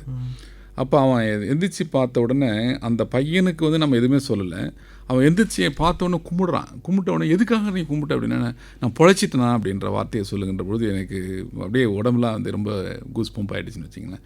ஸோ இந்த மாதிரி பல நிகழ்வுகள் இப்போ நான் நினைப்பேன், நமக்கு இதுக்கு ஒரு கோடி கொடுத்தா கூட இதுக்கு வந்து ஈடு இணையே கிடையாது. அப்படிப்பட்ட ஒரு சந்தோஷத்தை வந்து நாம் அந்த கோல்டன் ஹவர்ஸில் நம்ம கொடுக்கின்ற சிகிச்சை முறைகள் வந்து அது வந்து அதான் சொல்லுவேன், நான் அவங்க போயிட்டு கடவுளை போய் வேண்டிகிட்டு இருக்காங்க. கடவுள் நேரடியாக வந்து நம்மளுடைய பயணிக்க முடியாது, அவர் வந்து செய்ய முடியாது. ஆனால் அவருடைய தூதுவராகத்தான் அவர் சொல்கின்ற கட்டளைகள் மூலமாக நாம் வந்து அவர்களுக்கு அந்த நேரத்தில் கிடைக்கின்ற பொழுது கிடைக்கும். அதே மாதிரி 2 குழந்தைகள், இப்போ நான் ஷேர் பண்ணியிருந்தேன், 2 குழந்தைங்க வீட்டுக்கு வெளியில் வாசலில் வந்து படுத்து தூங்கிட்டு இருக்காங்க. 2 குழந்தைகளுக்கும் திடீரென்று காலையில் 4 மணிக்கு போகும், ஒரு குழந்தைக்கு நுரைத்தல் இருக்குது, இன்னொரு குழந்தை ஆபத்தான நிலைமைக்கு. 2 குழந்தைகளும் அழைத்து கொண்டு ஒரு தனியார் மருத்துவமனைக்கு செல்கின்றார்கள். நம்ம ஒரு குழந்தைக்கு வந்து ஒரு பாம்பு கடியாக இருக்கும், ஏன்னா அந்த வேலூர் மாவட்டத்தில் மலைப்பகுதிகளில் பாம்பு அதிகமாக இருக்குன்ற ஒரு அசம்ஷனில், ஏன்னா உங்களுக்கு ஃப்ராங்க் மார்க்ஸ் சொல்லணும்னு சொல்லி ஒரு குழந்தை வென்டிலேட்டரை போட்டு ஸ்டார்ட் பண்ணுறாங்க. பண்ணிவிட்டு இன்னொரு குழந்தை வென்டிலேட்டரில் நீங்கள் அரசு மருத்துவமனைக்கு செல்லாமன்றது. அந்த அரசு மருத்துவமனைக்கு போது எங்களுடைய மருத்துவமனைக்கு வருகிறார்கள். அப்போ நான் வந்து ஒரு கிளினிக்கல் எக்ஸாமினேஷனில் பார்க்கும்பொழுது கேலப் ரிதம் இருக்குது, ஹார்ட் பீட் வந்து வேரியேஷன் இருக்குது. அந்த கார்டைட்டிஸினுடைய பிக்சர்ஸ் வச்சு ப்ராபப்ளி இது ஸ்கார்பியன் ஸ்டிங்காக இருக்கும், தேல்கடியாக இருக்கும் என்று நாங்கள் வந்து இங்கே வந்து அதை சிகிச்சை அளிக்கிறோம். அந்த குழந்தைக்கு வந்து ஸ்னேக் பைட்டுன்னு சிகிச்சை அளிக்கிறாங்க. இந்த குழந்தை வந்து ரெக்கவரி ஆகிடுது, அது இறந்து போகுது. அதை நம்முடைய பார்வை நம்ம வந்து எப்படி அதை வந்து அணுகணும்ன்றது தான் முக்கியமான ஒரு விஷயமாகிறது. அதில் இந்த குழந்தை வந்து உயிர் பிழைத்தவுடன் அந்த பெற்றோர் வந்து எங்கள் காலில் விழுந்து நன்றி செலுத்தின விதம் வந்து எங்களுக்கு ரொம்ப நிகழ்ச்சியான இருந்தது. அப்போ அவங்க சொன்னாங்க, எவ்வளவும் செலவு பண்ணி நாங்கள் விட்டுட்டோம், இன்னொரு குழந்தைய நம்ம காப்பாற்றணும். இந்த மாதிரி தருணங்கள் வந்து பல அப்பப்போ வரும். வந்தாலும் கூட நாம் வந்து அதை வந்து அது ஒரு பெரிய அது நமக்கு கிடைத்த ஒரு அங்கீகாரமாக எடுத்துக்கொள்ள வேண்டும். எந்த விதத்தில் நம்ம தலையில் ஏற்றுக்கொள்ளக்கூடாது என்பது என்னுடைய தாழ்மையான குறிப்பு. அடுத்து இப்போ நான் சேலஞ்சஸ்ன்னு சொன்னீங்கன்னா, நம்ம கோவிட் பேண்டமிக் 84,183 பேஷண்ட்ஸு, பல வெரைட்டிஸ். அதில் நாங்கள் பார்த்தது, சில பேரை வந்து நம்ம பிழைக்க வச்சிருவோம்னு நினைப்போம், அவர் இறந்துருவாங்க. சில பேர் ஒரு 100 வயசில் ஒருத்தர் வந்தார். அதுதான் எனக்கு மறக்க முடியாத அனுபவம். 100 வயசுல ஒரு 100 கோவிட் வயசுல பேஷண்ட். 100 வயசில் ஒரு பேஷண்ட். அவங்க மனைவி வந்து 94 வயது. அவங்க 2 பேருமே கோவிட் பாசிட்டிவ். ஓகே. அவர் வந்து அட்மிட் ஆகும்போது எப்படியும் இது கஷ்டம் தான் இது அப்படிங்கிற எண்ணத்தில் நாங்கள் இருந்தோம். ஆனால் அவர் தினமும் எந்திரிச்சு பிராணாயாமம் செய்வார். தினமும் வந்து அவர் கொடுக்கின்ற செயலெல்லாம் சேர்ந்து ஒரு சப்போர்ட்டிவ் ட்ரீட்மெண்ட்டில் 10 நாள் கழித்து அவர் நன்றாக எங்களிடத்தில் எல்லாரிடத்துலையும் வந்து வணக்கம் தெரிவித்து விட்டு வெளியே சென்ற நிகழ்ச்சி. 2 பேருமே வீட்டுக்கு திரும்பி சென்றார்கள். அது வந்து எங்களுக்கு ஒரு மிகப்பெரிய, அந்த கோவிடில் பல நிகழ்ச்சிகள். கோவிட் வந்து ஒரு வகையில் பாதிக்கப்பட்டாலும் நாங்கள் கற்றுக்கொண்டது, சமுதாயத்துக்கு அது கற்றுக்கொண்டது, பணம் முக்கியம் இல்லை. அதே நேரத்தில் நீங்கள் பார்த்தீங்கன்னா, இன்னொரு பேஷண்ட்டு ஒருத்தர் வந்தார், வந்து ஒரு 1 ஹவர்லாம் இறந்து போகிறாரு. அந்த லேடி வந்து ஷி வாஸ் கேரிங் அவ்வளோ பிரான்ச் ஆஃப் மணி எடுத்து கொட்டுது. எனக்கு இவ்வளோ காசு வச்சுருக்கேன், என் புருஷனை காப்பாற்ற முடியலையே, எவ்வளோ பெரிய ஹாஸ்பிட்டல் எவ்வளோ நாளும் கொடுக்குறது நான் தயாராக இருக்கேன். அப்போ பணம் அங்கே முக்கியமாக இல்லை பாருங்கள். அதாவது அதுதான் இதெல்லாம் வந்து பல விஷயங்கள் வந்து அந்த கோவிட் நமக்கு கற்றுக் கொடுத்துருக்கிறது. நேர்மை தவறாமல் எத்திக்ஸோடு நம்ம ப்ராக்டிஸ் பண்ணிவிட்டு சமுதாயத்தினுடைய எல்லா விதங்களிலும் ஆராய்ந்து ஒரு அப்ரோப்ரியேட்டான ஒரு ட்ரீட்மெண்ட்டையும் அந்த கோல்டன் ஹவரில் நம்முடைய கடமைகளை நாம் செய்தோம் என்றால் அது கட்டாயம் வந்து அது பயனுள்ளதாக அமையும். சமுதாயமும் நம்முடைய நாடும் வளர்ச்சி அடையும் என்பதில் எனக்கு மாற்றுக்கிறது கிடையாது. சிறப்பு சார். நீங்கள் வந்து பேசும்போது சொன்னீங்க, எனக்கு அந்த நேரத்தில் கூஸ்பம்ப் வந்தது அப்படின்னு. மிகைப்படுத்துறதுக்காக சொல்லலை, நீங்கள் சொல்லக்கூடிய இந்த சம்பவங்கள் கேட்கும்போது கண்டிப்பாக எனக்கும் சரி, கேட்குற நேயர்களுக்கும் சரி, கண்டிப்பாக அந்த ஒரு புல்லரிப்பு கூஸ்பம்ன்றது வரும் அப்படின்னு தான் நான் நினைக்கிறேன். இப்போ இருக்கிற காலகட்டத்தில் நிறைய வந்து இந்த சோஷியல் மீடியா வளர்ந்துருச்சு, இன்டர்நெட் எல்லாம் அதிகப்படியான வளர்ச்சி இருக்குது. இப்போ இருக்கக்கூடிய மக்கள் ஏதாவது சின்ன ஒரு உடல் உபாதை இருந்தாலும் அதை வந்து இன்டர்நெட்டில் உடனே செக் பண்ணுறது, அதை மருத்துவர்கள்கிட்ட போய் கேட்குறது, அந்த ட்ரெண்ட் வந்து நிறைய வளர்ந்துக்கிட்டு இருக்கு இல்லையா? ஸோ ஒரு மருத்துவராக நீங்கள் இதை எப்படி பார்க்குறீங்க? இல்லை, ஒரு வகையில் நம்ம வந்து அதை முழுமையாக நான் புறம் தள்ள முடியாது. அதே சமயத்தில் அதையே முழுமையாக எடுத்துக்கொள்ள முடியாது. ஒரு அக்சசபிள் இல்லாத இடத்துல வந்து அவங்க இதுக்கான ஒரு முயற்சிகள் எடுக்கின்ற பொழுது அது நம்ம தவிர்க்க முடியாது. உடனடியாக நான் ஏதோ செஞ்சாகணும் அப்படிங்கிற போது அதை அக்செப்ட் பண்ணணும். ஆனால் அது பல பக்க விளைவுகளும் ஏற்படுத்துவதற்கான வாய்ப்புகள் இருக்குது. ஃபார் எக்ஸாம்பிள், நான் ஒரு பீடியாட்ரிக்ஸ்லன்ற சொல்கிறேன். பேரஸ்டமாலில் வந்து ட்ராப்ஸில் வந்து 16 ட்ராப்ஸுக்கு இவ்வளவு தான் ஸ்ட்ரென்த்துங்கிறது நமக்கு தெரியும். நீங்கள் 10 milligram per kg body weight நான் போடணும்னு சொல்லுவோம். ஒரு குழந்தைக்கு 10 குழந்தை தான் 100 மில்லிகிராம் இருக்குன்னு வச்சுங்க. இதுவே அந்த காம்போசிஷன் வந்து 5 ml is equivalent to 250 milligram இருந்தால், இப்போ அம்மா வந்து அந்த 250 ml சிறப்பை வாங்கி ஒரு 5 ml கொடுத்துட்டா 2.5 மடங்கு அதிகமாக கொடுக்குறாங்க. ஓகே. அதை நெட்டில் பார்த்துட்டு எவ்வளோ கொடுக்கணும், இல்லை அதனுடைய சைடு எஃபெக்டை பற்றி தெரியாது, பயன்கள் பற்றி தெரியாது, எதுக்கெல்லாம் இது எப்படி இது இன்ட்ராக்டிவ் பண்ணணும்னு தெரியாது, எப்படி சினர்ஜெட்டிக் ஆக்ஷன்ஸ் என்னன்னு தெரியாது, இன்னொரு மருந்துடன் அது எவ்வாறு அது பயணிக்கும் என்பதும் தெரியாது. இதெல்லாம் எதுவுமே தெரியாமல் நம்ம மருந்தை வந்து நம்ம கூகுள் இதை பற்றியுமே வச்சு நம்ம வந்து சிகிச்சை எடுத்துக்கொள்வதோ இல்லது நேரடியாக மருந்துகளை அணுகி மருத்துவர்கள் வாங்குவதோ மிக மிக தவறான ஒரு முன்னுதாரணமாகும். அதாவது இப்போ நம்ம எப்போ தேவையோ அந்த இன்ஃபர்மேஷனை வந்து நம்ம எடுத்துக்கிறதுல எந்த தவறும் கிடையாது. ஆனால் அது மருத்துவரின் ஆலோசனையாக இருந்தால் நல்லா இருக்கும்னு நினைக்கிறேன். ஓகே, சிறப்பு டாக்டர். ஸோ அவசரத்திற்கு தப்பில்லை, ஆனால் மருத்துவரை நம்ப வேண்டும், இன்டர்நெட்டை நம்பக்கூடாது. ரொம்ப ஒரு கிறிஸ்பான ஒரு விஷயம் வந்து சொல்லியிருக்கீங்க. அண்ட் ஒரு மருத்துவருக்கு சமூகத்தை நோக்கி என்னென்ன கடமைகள் இருக்குது, சமூகத்தில் இருக்கக்கூடிய மக்களுக்கு ஒரு மருத்துவரை நோக்கி என்னென்ன கடமைகள் இருக்குது சார்? சமூகம் வந்து எதிர்பார்ப்புகள் அதிகமாக இருக்குது. இப்போ நான் மருத்துவர்கிட்ட கொண்டு வந்துட்டேன், இந்த பேஷண்ட் வந்து வெளியில் பார்க்க முடியல, இங்கே வந்துட்டேன், என்னை கட்டாயம் நம்ம வந்து நீங்கள் வந்து எப்படியாவது காப்பாற்றுவீங்களா? வந்த உடனே அவங்க கேட்குற கேள்வி, எத்தனை நாளுக்குள்ளே சரியாயிடும், 2 நாளில் சரியாயிடுமா, 1 நாளில் சரியுமா? ஏன்னா ஒரு மனிதனுடைய ரெஸ்பான்ஸும் அந்த ஹோஸ்ட் ரெஸ்பான்ஸும் இம்யூன் ரெஸ்பான்ஸும் ரியாக்ஷன் டு தி டிசீஸும் வேரி ஆகுது.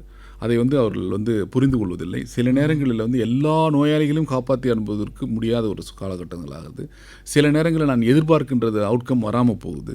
இது எல்லாமே ஜெனட்டிக் ஹோஸ்ட்டு. நீங்கள் ஒரு மருத்துவராக அதை நமக்கு புரிந்து கொள்ள முடியும். நான் அந்த விதத்தில் வந்து சமுதாயம் மருத்துவர்கள் மீது சில நேரங்களில் வந்து ஒரு அபரிதமான விஷயங்களை சொல்கிறது. எங்களுக்கே பல இன்சிடெண்ட்லாம் ஏற்பட்டிருக்குது. ஒரு வாஸ்குலர் காம்ப்ளிகேஷன்ஸ் வருது, இல்லது ஒரு இன்ஃபெக்ஷனால் வரக்கூடிய காம்ப்ளிகேஷன், இதெல்லாம் நம்ம எடுத்து சொன்னாலும் கூட இல்லை இது வந்து தவறான ஒரு சிகிச்சை அளித்து விட்டார்கள் என்று மருத்துவர்களை வந்து ஒரு அக்ரெசிவான ஒரு பிஹேவியரில் வந்து அவங்கள அட்டாக் பண்ணுறதோ இல்லது அவர்கள் மீது வசை பொழிவதோ இதெல்லாம் வந்து தவிர்க்க வேண்டும் என்பது என்னுடைய அன்பான வேண்டுகோள்.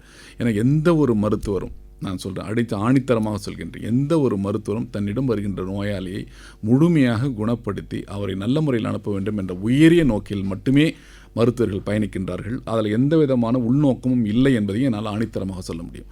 அது சமுதாயத்திற்கு நான் வைக்கின்ற வேண்டுகோள். அதனால் அவர்களை நீங்கள் அப்படி ஏதாவது குறைகள் இருந்தாலும் கூட நீங்கள் கேட்டு தெரிந்து கொள்ள வேண்டும். அவர்களிடம் நீங்கள் உங்களுடைய கோபத்தையோ வேகத்தையோ காட்ட வேண்டாம் என்பது தாழ்மையான கொண்டு.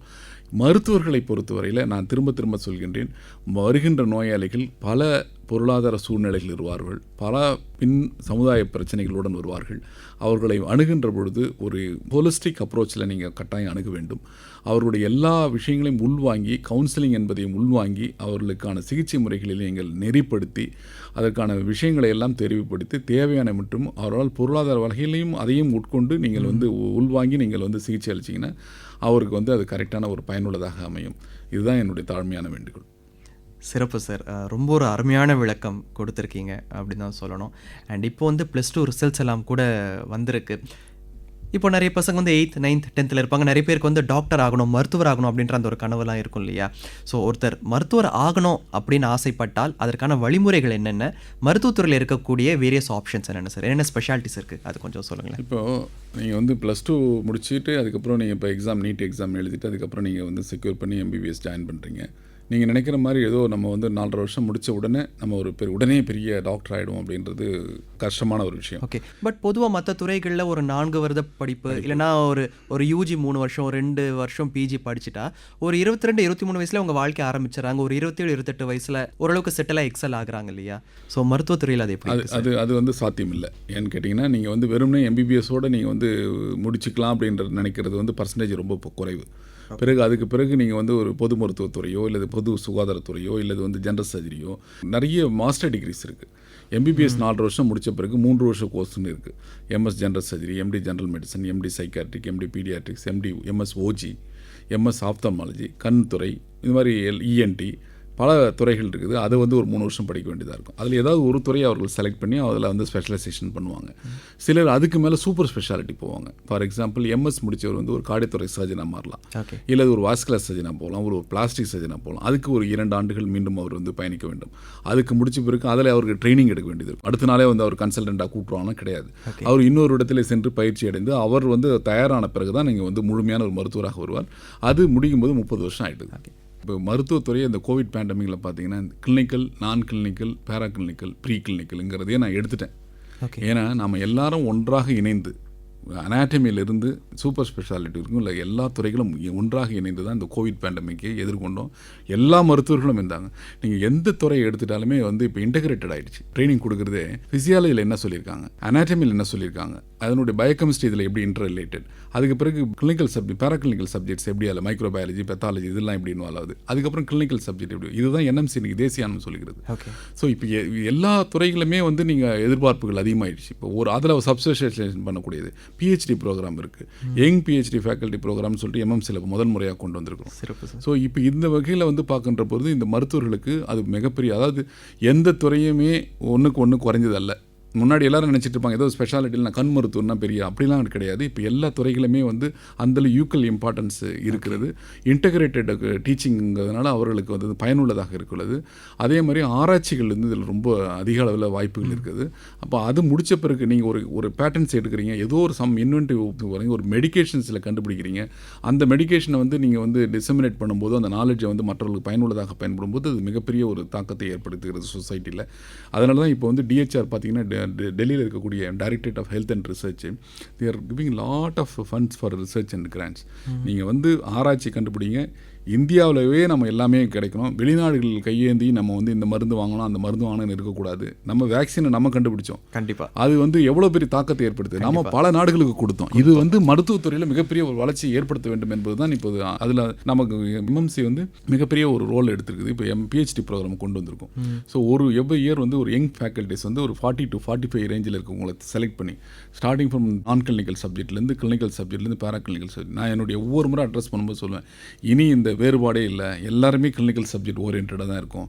அது எந்த வகையாவது ஒரு வகையில் பயன்படக்கூடிய வகையில் அமையணும் அப்படிங்கிறது தான் இப்போது நம்ம இருக்கிறது. சூப்பர் ஸ்பெஷாலிட்டி கோர்சஸ் ரொம்ப மினிமல் ஆகிடுச்சு. இப்போ நியூவர் கோர்ஸ்லாம் வந்துருச்சு. DM critical care, DM endocrine, DM வந்து பீடியாட்ரிக் எண்டோக்ரினாலஜி, டிஎம்மில் வந்து பீடியாட்ரிக் மெடிக்கல் கேஸ்ட்ரோஎன்ட்ராலஜி, அதே மாதிரி பீடியாட்ரிக் நியூராலஜி வந்திருக்கு. ஸோ இப்படி சூப்பர் ஸ்பெஷாலிட்டி கோர்சஸ் எல்லாம் வந்திருக்குது. ஸோ துறை வளர்ந்து கொண்டே செல்கின்றது. ஸோ நமக்கும் வந்து வாய்ப்புகள் அதிகமாக இருக்கிறது. அதனால் மேலை நாடுகளுக்கு சென்று தான் நம்ம பண்ணணுன்ற இது இப்போ கிடையாது. அந்த அளவுக்கு இந்தியாவிலேயே நமக்கு எல்லா வாய்ப்புகளும் இருக்குது. அது தமிழகத்திலே மிக அதிக அளவில் வாய்ப்புகள் இருக்கின்றது. சிறப்பு சார். ரொம்ப ஒரு நிறைவான ஒரு நேர்காணல். Doctors day it's not just another டே அப்படின்ற மாதிரி வெறும் கொண்டாடிட்டு மட்டும் போகிற ஒரு நாளாக இல்லாமல், மருத்துவமாக இருக்கட்டும், மருத்துவர்களாக இருக்கட்டும், இந்த துறையாக இருக்கட்டும், இது எவ்வளோ பெரிய ஒரு சேவை அப்படின்றது வந்து எங்களுக்கும் நிகழ்ச்சி கேட்டுக்கொண்டிருக்கக்கூடிய நேயர்கள் எல்லாருக்கும் புரிகிற மாதிரி ரொம்ப தெளிவாக, ரொம்ப அழகாக புரிகிற மாதிரி சொன்னீங்க. Thank you so much sir. இந்த வாய்ப்புக்கு நான் நன்றி தெரிவித்துக் கொள்கின்றேன். அனைத்து மருத்துவர்களுக்கும் கேட்கின்ற நேயர்களுக்கும் வாழ்த்துக்களை தெரிவித்துக் கொள்கின்றேன். நன்றி, வணக்கம். நன்றி சார். நேயர்களே, இன்னைக்கு டாக்டர்ஸ் டே. ஸோ சென்னை மருத்துவக் கல்லூரி மற்றும் ராஜீவ்காந்தி பொது மருத்துவமனையின் dean doctor Therani Rajan sir இவ்வளவு நேரம் நமக்கு வந்து டாக்டர்ஸ் டே பற்றி நிறைய விஷயங்கள் சொன்னார். கண்டிப்பாக உங்கள் எல்லாருக்கும் புரிஞ்சிருக்கும், பயனுள்ளதாக இருந்திருக்கும் அப்படின்னு நம்புகிறோம். மீண்டும் மற்றும் ஒரு நிகழ்ச்சியில் சந்திப்போம். நன்றி, வணக்கம்.